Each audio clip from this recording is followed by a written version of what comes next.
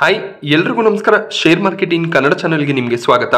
June 12ರ market ಅಪ್ಡೇಟ್ನ observe ಮಾಡೋದಾದ್ರೆ ಮಾರ್ಕೆಟ್ನಲ್ಲಿ ಇವತ್ತು ಪಾಸಿಟಿವ್ ಕ್ಲೋಸಿಂಗ್ ನೋಡೋದಕ್ಕೆ ಸಿಕ್ಕಿದೆ. ನಿಫ್ಟಿನಲ್ಲಿ 58 ಪಾಯಿಂಟ್ಗಳಷ್ಟು ಅಪ್ಸೈಡ್ ನೋಡೋದಕ್ಕೆ ಸಿಕ್ತು. 23,322ರ ಲೆವೆಲಲ್ಲಿ ನಿಫ್ಟಿ ಕ್ಲೋಸಿಂಗ್ ಅನ್ನು ಕೊಟ್ಟಿದೆ. ಸೊ ಇವತ್ತು ಕೂಡ ಹೊಸ ಒಂದು ಆಲ್ ಟೈಮ್ ಹೈ ನಿಫ್ಟಿಯಲ್ಲಿ ನೋಡೋದಕ್ಕೆ ಸಿಕ್ತು. ಬಟ್ ಆ ಒಂದು ಲೆವೆಲ್ನಿಂದ ಸ್ವಲ್ಪ ಕರೆಕ್ಷನ್ ಕೂಡ ನೋಡೋದಕ್ಕೆ ಸಿಕ್ಕಿದೆ. ಹಾಗೆ ಸೆನ್ಸೆಕ್ಸ್ ಇವತ್ತು 150 ಪಾಯಿಂಟ್ಗಳಷ್ಟು ಗೇನ್ ಆಗಿದೆ. ಬ್ಯಾಂಕ್ ನಿಫ್ಟಿನಲ್ಲಿ ಕೂಡ 190 ಪಾಯಿಂಟ್ಗಳ ಗೇನ್ ನೋಡೋದಕ್ಕೆ ಸಿಕ್ತು. ಬಟ್ 50,000 ಲೆವೆಲ್ನ ಮೇಲ್ಗಡೆ ಬ್ಯಾಂಕ್ ನಿಫ್ಟಿ ಕ್ಲೋಸ್ ಆಗೋದಕ್ಕೆ ಸಾಧ್ಯ ಆಗಿಲ್ಲ. ಆ ಒಂದು ಲೆವೆಲ್ ನಲ್ಲಿ ಒಂದು ಸ್ಟ್ರಾಂಗ್ ರೆಸಿಸ್ಟೆನ್ಸ್ ಅನ್ನ ಬ್ಯಾಂಕ್ ನಿಫ್ಟಿ ಫೇಸ್ ಮಾಡ್ತಾ ಇದೆ. ಇವತ್ತು US ಫೆಡ್ ನ ಮಾನಿಟರಿ ಪಾಲಿಸಿ ಮೀಟಿಂಗ್ ನ ಡಿಸಿಷನ್ ಬರುತ್ತೆ. ಎಕ್ಸ್ಪರ್ಟ್ ಗಳ ಪ್ರಕಾರ ಯಾವುದೇ ರೀತಿಯ ರೇಟ್ ಕಟ್ ನ ಪಾಸಿಬಿಲಿಟೀಸ್ ಈ ಒಂದು ಮೀಟಿಂಗ್ ನಲ್ಲಿ ಕೂಡ ಇರೋದಿಲ್ಲ. ಬಟ್ ಯಾವಾಗ ರೇಟ್ ಕಟ್ ಅನ್ನ ಸ್ಟಾರ್ಟ್ ಮಾಡಬಹುದು ಅದ್ರ ಬಗ್ಗೆ ಏನಾದರೂ ಫೆಡ್ ಕಮೆಂಟ್ರಿಯನ್ನ ಕೊಡ್ತಾರ ಅದನ್ನ ಮಾರ್ಕೆಟ್ ಅಬ್ಸರ್ವ್ ಮಾಡ್ತಿರುತ್ತೆ. ಹಾಗೆ ಇನ್ಫ್ಲೇಷನ್ ನ ಗೈಡ್ ಲೈನ್ಸ್ ಯಾವ ರೀತಿಯಲ್ಲಿ ಬರುತ್ತೆ ಅದು ಕೂಡ ಒಂದು ಇಂಪಾರ್ಟೆಂಟ್ ಫ್ಯಾಕ್ಟರ್ ಆಗಿರುತ್ತೆ. ಹಾಗೆ ಇವತ್ತು ಬರಬೇಕಾಗಿದ್ದಂತ ಎರಡನೇ ನ್ಯೂಸ್, ಭಾರತದಲ್ಲಿ ಮೇ ತಿಂಗಳಲ್ಲಿ ಎಷ್ಟು ಇನ್ಫ್ಲೇಷನ್ ಡಿಕ್ಲೇರ್ ಆಗಿದೆ ಅಂತ. 4.75% ಇನ್ಫ್ಲೇಷನ್ ಹಣದುಬ್ಬರ ಡಿಕ್ಲೇರ್ ಆಗಿದೆ. ಕಳೆದ ತಿಂಗಳಲ್ಲಿ ಅಂದ್ರೆ ಏಪ್ರಿಲ್ ತಿಂಗಳಲ್ಲಿ 4.83% ಇನ್ಫ್ಲೇಷನ್ ಡಿಕ್ಲೇರ್ ಆಗಿತ್ತು. ಸೊ ಕಳೆದ ತಿಂಗಳಿಗೆ ಕಂಪೇರ್ ಮಾಡಿದಾಗ ಇನ್ಫ್ಲೇಷನ್ ಕಡಿಮೆ ಆಗಿದೆ. ಹಾಗೆ 12 ಮಂತ್ ಲೋ ಇನ್ಫ್ಲೇಷನ್ ಡಿಕ್ಲೇರ್ ಆಗ್ತಿರೋದು ಕಾಣಿಸ್ತದೆ. ಅಂದ್ರೆ ಒಂದು ವರ್ಷದಲ್ಲಿ ಅತಿ ಕಡಿಮೆ ಇನ್ಫ್ಲೇಷನ್ ಮೇ ತಿಂಗಳಲ್ಲಿ ಡಿಕ್ಲೇರ್ ಆಗಿದೆ. ಇದು ಖಂಡಿತವಾಗ್ಲೂ ಮಾರ್ಕೆಟ್ಗೆ ಪಾಸಿಟಿವ್ ನ್ಯೂಸ್ ಆಗಿರುತ್ತೆ. RBI ನ ಗೈಡ್ಲೈನ್ಸ್ ಇರೋದು 4% ನ ಒಳಗೆ ಇನ್ಫ್ಲೇಷನ್ ಅನ್ನ ತರಬೇಕು ಅನ್ನೋದು. ಸೊ ಆ ಒಂದು ಲೆವೆಲ್ ನಲ್ಲಿ ಒಳ್ಳೆ ಇನ್ಫ್ಲೇಷನ್ ಡೇಟನೇ ನಮಗೆ ನೋಡೋದಕ್ಕೆ ಸಿಗ್ತದೆ. US ನ ಎಕನಾಮಿಸ್ಟ್ ಹ್ಯಾರಿ ಡೆಂಟ್ ಅವರು ಒಂದು ಸ್ಟೇಟ್ಮೆಂಟ್ ಅನ್ನ ಮಾಡಿದ್ದಾರೆ. 2008ರಲ್ಲಿ ಏನು ಮಾರ್ಕೆಟ್ ಕ್ರೈಸಿಸ್ ನೋಡೋದಕ್ಕೆ ಸಿಕ್ಕಿತ್ತು ಅದೇ ರೀತಿಯ ಒಂದು ಕ್ರೈಸಿಸ್ 2025ರಲ್ಲೂ ಕೂಡ ಬರುತ್ತೆ ಅಂತ. 2008ರಲ್ಲಿ ಒಂದು ಬಬಲ್ ಫಾರ್ಮೇಶನ್ ಮಾರ್ಕೆಟ್ ನಲ್ಲಿ ಇತ್ತು, ಆ ಬಬಲ್ ಬ್ಲಾಸ್ಟ್ ಆಗಿತ್ತು ಅಂತ. ಹಾಗೆ ಈಗ ಕಳೆದ 14 ವರ್ಷಗಳಿಂದ ಮಾರ್ಕೆಟ್ ನಲ್ಲಿ ಯಾವುದೇ ರೀತಿಯ ಒಂದು ದೊಡ್ಡ ಕ್ರಾಶ್ ನೋಡೋದಕ್ಕೆ ಸಿಕ್ಕಿಲ್ಲ. ಆದ್ರಿಂದ ಬಬಲ್ ಮಾರ್ಕೆಟ್ ನಲ್ಲಿ ಕ್ರಿಯೇಟ್ ಆಗಿದೆ. ಈ ಒಂದು ಬಬಲ್ 2025ರಲ್ಲಿ ಬ್ಲಾಸ್ಟ್ ಆಗಿ ಬಹಳಷ್ಟು ವೀಕ್ನೆಸ್ ಮಾರ್ಕೆಟ್ಗಳಲ್ಲಿ ನೋಡೋದಕ್ಕೆ ಸಿಗುತ್ತೆ ಅಂತ ಈ ಒಂದು ಎಕನಾಮಿಸ್ಟ್ ಪ್ರೆಡಿಕ್ಟ್ ಮಾಡಿದ್ದಾರೆ. ಈ ರೀತಿಯ ಪ್ರಿಡಿಕ್ಷನ್ ಸಾಕಷ್ಟು ಜನ ಮಾಡ್ತಿರ್ತಾರೆ. 2022, 23, 24ರಲ್ಲಿ ಕೂಡ ಈ ರೀತಿಯ ಒಂದು ಸ್ಟೇಟ್ಮೆಂಟ್ಗಳು ಬಂದಿತ್ತು. ಬಟ್ ಮಾರ್ಕೆಟ್ನಲ್ಲಿ ಹೆಚ್ಚಿನ ಒಂದು ವೀಕ್ನೆಸ್ ನೋಡೋದಕ್ಕೆ ಸಿಕ್ಕಿಲ್ಲ. ಮಾರ್ಕೆಟ್ನಲ್ಲಿ ಏನಾದರೂ ಒಂದು ಬ್ಯಾಡ್ ಇವೆಂಟ್ ಆದಾಗ ಸ್ವಲ್ಪ ಕರೆಕ್ಷನ್ ನೋಡೋದಕ್ಕೆ ಸಿಗುತ್ತೆ. ಹಾಗೆ ಮಾರ್ಕೆಟ್ ಯಾವಾಗೆಲ್ಲ ಆಲ್ ಟೈಮ್ ಹೈ ಹತ್ರ ಟ್ರೇಡ್ ಆಗುತ್ತೆ ಆ ಒಂದು ಲೆವೆಲ್ನಿಂದ 10-15% ಯೂಶಲಿ ಕರೆಕ್ಟ್ ಆಗುತ್ತೆ. ಅದೊಂದು ಹೆಲ್ತಿ ಕರೆಕ್ಷನ್ ಆಗಿರುತ್ತೆ. ಆ ರೀತಿಯ ಕರೆಕ್ಷನ್ ಬಂದಾಗ ಅದೊಂದು ಬೈಯಿಂಗ್ ಆಪರ್ಚುನಿಟಿ ಕೂಡ ಆಗುತ್ತೆ. ಸೊ ಅದರಿಂದ ಹೆಚ್ಚಿನ ಒಂದು ಕರೆಕ್ಷನ್ನ ಎಕ್ಸ್ಪೆಕ್ಟೇಷನ್ ಇರೋದಿಲ್ಲ. ಹಾಗೆ ಯಾರು ಕೂಡ ಮಾರ್ಕೆಟನ್ನು ಪ್ರಿಡಿಕ್ಟ್ ಮಾಡೋದಕ್ಕೆ ಸಾಧ್ಯ ಆಗೋದಿಲ್ಲ.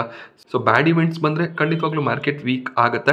ಬಟ್ ಆ ವೀಕ್ನೆಸ್ ಒಂದು ಬೈಯಿಂಗ್ ಆಪರ್ಚುನಿಟಿ ಆಗುತ್ತೆ. ಅಲ್ಟಿಮೇಟ್ಲಿ ಲೋವರ್ ಲೆವೆಲ್ನಿಂದ ಮಾರ್ಕೆಟ್ನಲ್ಲಿ ರಿಕವರಿ ಬಂದೇ ಬರುತ್ತೆ. ಆ ಲೋವರ್ ಲೆವೆಲ್ನ ಅಡ್ವಾಂಟೇಜನ್ನು ಆಸ್ ಎ ಇನ್ವೆಸ್ಟರ್ ನಾವು ಕನ್ಸಿಡರ್ ಮಾಡ್ಕೋಬೇಕಾಗುತ್ತೆ.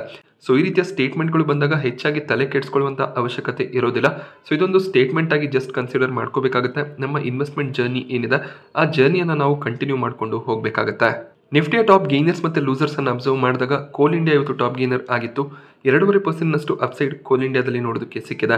ಪವರ್ ಗ್ರಿಡ್ ಕೂಡ 2.5% ಗೇನ್ ಆಗಿದೆ.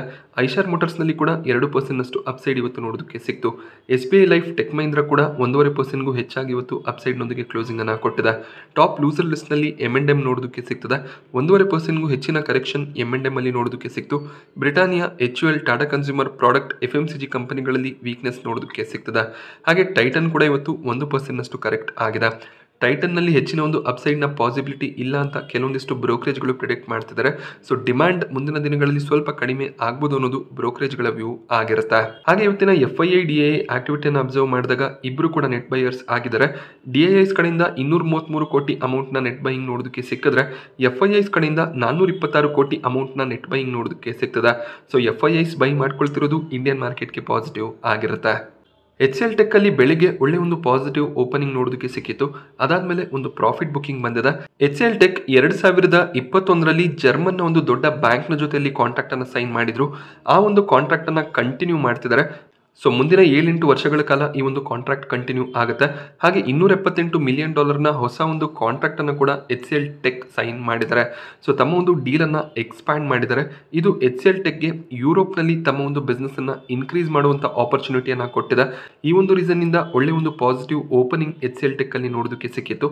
ಅದಾದ್ಮೇಲೆ ಸ್ವಲ್ಪ ಪ್ರಾಫಿಟ್ ಬುಕಿಂಗ್ ಬಂದಿದೆ. ಸೊ HCL ಟೆಕ್ ಅಲ್ಲಿ ಈಗಲೂ ಕೂಡ Morgan Stanley over wait rating ಅನ್ನ ಕೊಡ್ತಾ ಇದ್ದಾರೆ. ಟಾಟಾ ಮೋಟಾರ್ಸ್ ನಲ್ಲಿ ಬ್ರೋಕರೇಜ್ಗಳು ಇನ್ನೂ ಕೂಡ ಪಾಸಿಟಿವ್ ಸ್ಟ್ಯಾನ್ಸ್ ಅನ್ನ ಹೊಂದಿದ್ದಾರೆ.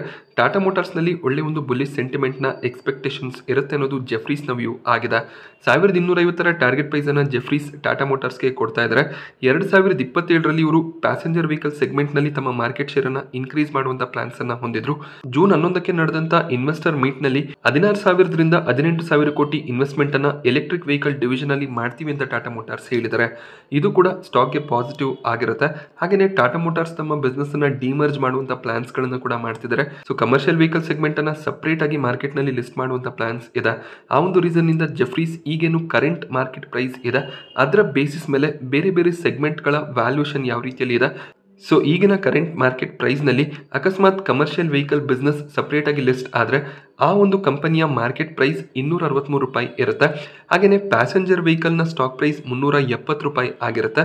ಹಾಗೆ ಜಾಗ್ವಾರ್ ಲ್ಯಾಂಡ್ ರೋವರ್ ಬಿಸ್ನೆಸ್ ಏನಿದೆ ಅದರ ಒಂದು ಶೇರ್ ಪ್ರೈಸ್ 570 ಆಗಿರುತ್ತೆ ಅಂತ ಜೆಫ್ರೀಸ್ ಪ್ರಿಡಿಕ್ಷನ್ ಅನ್ನ ಮಾಡಿದ್ದಾರೆ. ಸೊ ಜಾಗ್ವಾರ್ ಲ್ಯಾಂಡ್ ರೋವರ್ನ ವ್ಯಾಲ್ಯೂ ನಮಗೆ ಹೆಚ್ಚಾಗಿ ಕಾಣಿಸುತ್ತೆ.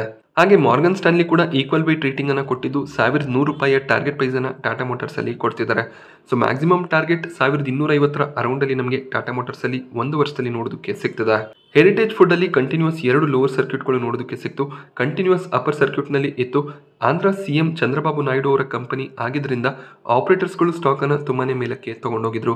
ಸೊ ನಾನು ಕಳೆದ ವಿಡಿಯೋಗಳಲ್ಲಿ ಕೂಡ ಹೇಳಿದ್ದೆ, ಸೊ ಚಂದ್ರಬಾಬು ನಾಯ್ಡು ಅವರು ಓತ್ ತಗೊಳ್ಳುವಂತ ಸಂದರ್ಭದಲ್ಲೇ ಲೋವರ್ ಸರ್ಕ್ಯೂಟ್ಸ್ ನೋಡೋದಕ್ಕೆ ಸಿಗ್ಬೋದು ಅಂತ. ಸೊ ಅದೇ ರೀತಿಯಲ್ಲಿ ಈಗ 2 ಲೋವರ್ ಸರ್ಕ್ಯೂಟ್ಸ್ ನೋಡೋದಕ್ಕೆ ಸಿಕ್ಕಿದೆ. ಹಾಗೆ ಹೆರಿಟೇಜ್ ಫುಡ್ ಸ್ಟಾಕ್ ಅನ್ನ ಚಂದ್ರಬಾಬು ನಾಯ್ಡು ಅವರ ಫ್ಯಾಮಿಲಿಯವರೇ 35% ಹೋಲ್ಡ್ ಮಾಡ್ತಾರೆ. ಅವರ ವೆಲ್ತ್ ಕೂಡ ತುಂಬಾನೇ ಜಂಪ್ ಆಗಿತ್ತು. ಈಗ ಕಂಟಿನ್ಯೂಸ್ 2 ಲೋವರ್ ಸರ್ಕ್ಯೂಟ್ಸ್ ನೋಡೋದಕ್ಕೆ ಸಿಕ್ಕಿದೆ. ಬಟ್ ಈ ಮುಂಚೆ 20% ಇದ್ದಂಥ ಸರ್ಕ್ಯೂಟ್ 10%ಗೆ ಡ್ರಾಪ್ ಆಗಿತ್ತು. ಈಗ 5% ಸರ್ಕ್ಯೂಟ್ ನಮಗೆ ನೋಡೋದಕ್ಕೆ ಸಿಗ್ತದೆ. ಸೊ ಈ ರೀತಿಯಲ್ಲಿ ನ್ಯೂಸ್ ಬೇಸಿಸ್ ಮೇಲೆ ಸ್ಟಾಕ್ಸ್ ರನ್ ಆದಾಗ ಅದರಲ್ಲಿ ಲೋವರ್ ಸರ್ಕ್ಯೂಟ್ನ ಎಕ್ಸ್ಪೆಕ್ಟೇಷನ್ಸ್ಗಳು ಕೂಡ ಇರುತ್ತೆ. ಆದ್ರಿಂದ ಕೇರ್ಫುಲ್ ಆಗಿ ಇನ್ವೆಸ್ಟ್ಮೆಂಟ್ ಡಿಸಿಷನ್ಸ್ಗಳನ್ನು ತಗೋಬೇಕಾಗುತ್ತೆ. ಸೊ ಸ್ಟಾಕ್ ರನ್ ಆಗ್ತದೆ ಅಂತ ಹೈಯರ್ ಲೆವೆಲ್ನಲ್ಲಿ ಬೈಯಿಂಗ್ ಅನ್ನ ಮಾಡ್ಕೊಂಡ್ರೆ ಈ ರೀತಿಯಲ್ಲಿ ಲೋವರ್ ಸರ್ಕ್ಯೂಟ್ಸ್ ಬಂದು ಲಾಸ್ ಆಗುವಂಥ ಚಾನ್ಸಸ್ ಹೆಚ್ಚಾಗಿ ಇರುತ್ತೆ. ಸೊ ಅದೇ ರೀತಿಯ ಒಂದು ನ್ಯೂಸ್ ವಾರ್ಡ್ ವಿಜಾರ್ಡ್ ಅಲ್ಲಿ ಕೂಡ ನೋಡೋದಕ್ಕೆ ಸಿಕ್ಕಿತ್ತು. 11,000 ಕೋಟಿಯ ಆರ್ಡರ್ ಸಿಕ್ಕಿದ್ರಿಂದ ಸ್ಟಾಕ್ ಆಲ್ಮೋಸ್ಟ್ 38% 2 ದಿನಗಳಲ್ಲಿ ರನ್ ಆಗಿತ್ತು. ಇವತ್ತು 7% ಕರೆಕ್ಷನ್ ನೋಡೋದಕ್ಕೆ ಸಿಕ್ಕಿದೆ. ಪ್ರಮೋಟರ್ಸ್ ಕೂಡ 1% ಸ್ಟೇಕ್ ಅನ್ನು ಸೆಲ್ ಮಾಡಿದ್ದಾರೆ. ಅಷ್ಟು ದೊಡ್ಡ ಆರ್ಡರ್ ಸಿಕ್ಕಿದ್ರು ಕೂಡ ಪ್ರಮೋಟರ್ ಸ್ಟೇಕ್ ಸೆಲ್ ಮಾಡಿರೋದು ಎಲ್ಲೋ ಒಂದು ಕಡೆ ಕಂಪನಿಗೆ ನೆಗೆಟಿವ್ ಆಗಿದೆ. ಟಾಟಾ ಕಮ್ಯುನಿಕೇಶನ್ 5 ವರ್ಷದ ಬ್ರಾಡ್ಕಾಸ್ಟಿಂಗ್ ಡೀಲ್ ಅನ್ನು ವಿನ್ ಮಾಡಿದರೆ ವರ್ಲ್ಡ್ ಅಥ್ಲೆಟಿಕ್ಸ್ನ ಕಡೆಯಿಂದ ಈ ಒಂದು ಡೀಲ್ ಟಾಟಾ ಕಮ್ಯುನಿಕೇಶನ್ಸ್ಗೆ ಸಿಕ್ಕಿದೆ. ಸೊ ಆ ಒಂದು ನ್ಯೂಸ್ನಿಂದ ಸ್ಟಾಕ್ನಲ್ಲಿ ಹೆಚ್ಚಿನ ಒಂದು ಗೇನ್ಸ್ ನೋಡೋದಕ್ಕೆ ಸಿಕ್ಕಿಲ್ಲ. ಫ್ಲಾಟ್ ಆಗಿ ಟಾಟಾ ಕಮ್ಯುನಿಕೇಶನ್ಸ್ ಕ್ಲೋಸಿಂಗ್ ಅನ್ನು ಕೊಟ್ಟಿದೆ. ಟಿವಿಎಸ್ ಸಪ್ಲೈ ಚೈನ್ ಸೊಲ್ಯೂಷನ್ನಲ್ಲಿ ಇವತ್ತು 5% ಜಂಪ್ ನೋಡೋದಕ್ಕೆ ಸಿಕ್ತು. 5 ವರ್ಷದ ಕಾಂಟ್ರಾಕ್ಟ್ ಅನ್ನು ಇವರು ಡೈಮ್ಲರ್ ಟ್ರಕ್ ಎಜಿ ಜೊತೆಯಲ್ಲಿ ಸೈನ್ ಮಾಡಿದ್ದಾರೆ. ಸಿಂಗಪೂರ್ನ ಕಂಪನಿ ಜೊತೆಯಲ್ಲಿ ಸಪ್ಲೈ ಚೈನ್ ಸೊಲ್ಯೂಷನ್ ಸರ್ವಿಸಸ್ ನ ಪ್ರೊವೈಡ್ ಮಾಡೋದಕ್ಕೆ ಟಿವಿಎಸ್ ಸಪ್ಲೈ ಚೈನ್ ಈ ಡೀಲ್ ಸೈನ್ ಮಾಡಿರೋದು ಕಂಪನಿಗೆ ಪಾಸಿಟಿವ್ ಆಗಿರುತ್ತೆ. ಇಕ್ಸಿಗೋನ ಕೊನೆ ದಿನದ ಸಬ್ಸ್ಕ್ರಿಪ್ಷನ್ ಎಂಡ್ ಆಗಿದೆ. ಪ್ರೀಮಿಯಂ ಜಂಪ್ ಆಗಿದೆ. ಸೊ ನಿನ್ನೆ 28 ರೂಪಾಯಿ ಅರೌಂಡ್ ಅಲ್ಲಿ ಪ್ರೀಮಿಯಂ ನೋಡೋದಕ್ಕೆ ಸಿಕ್ತಿತ್ತು. ಇವತ್ತು 38 ಪ್ರೀಮಿಯಂ ನೋಡೋದಕ್ಕೆ ಸಿಗ್ತದೆ. 40% ಲಿಸ್ಟಿಂಗ್ ಇನ್ನ ಎಕ್ಸ್ಪೆಕ್ಟೇಷನ್ಸ್ ಇವತ್ತು ನೋಡೋದಕ್ಕೆ ಸಿಗ್ತದೆ. ಒಳ್ಳೆ ಒಂದು ಸಬ್ಸ್ಕ್ರಿಪ್ಷನ್ ಎಲ್ಲ ಕ್ಯಾಟಗರಿಯಲ್ಲಿ ಕೂಡ ನೋಡೋದಕ್ಕೆ ಸಿಕ್ಕಿದೆ. 106 ಟೈಮ್ QIB ಕ್ಯಾಟಗರಿಯಲ್ಲಿ ಸಬ್ಸ್ಕ್ರೈಬ್ ಆಗಿದ್ರೆ NII ಕ್ಯಾಟಗರಿ 110 ಟೈಮ್ ಸಬ್ಸ್ಕ್ರೈಬ್ ಆಗಿದೆ.